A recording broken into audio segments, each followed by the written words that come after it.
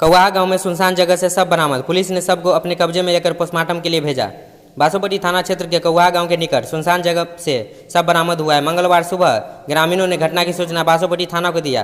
Police ने मामले को गंभीरता से लेते हुए घटनास्थल पर पहुंचा। उसके बाद मामले की छानबीन करना शुरू कर दिया। मिली जानकारी के अनुसार मृतक की पहचान सीतामढ़ी जिले के डुमरा थाना के बघा डबरा रतलपुर निवासी सत्यनारायण राय के पुत्र राजू कुमार राय के रूप में किया गया। सुनसान जगह के निकट सब पानी से सबको पुलिस ने निकाल लिया। उसके बाद बासोपट्टी थाना पुलिस ने मधवापुर थाना पुलिस को सूचना दिया। सबसे दुर्गंध आ रही थी। घटना को लेकर कई तरह की चर्चाएं हो रही थी। पुलिस ने सब पोस्टमार्टम के लिए मधुबनी भेजा।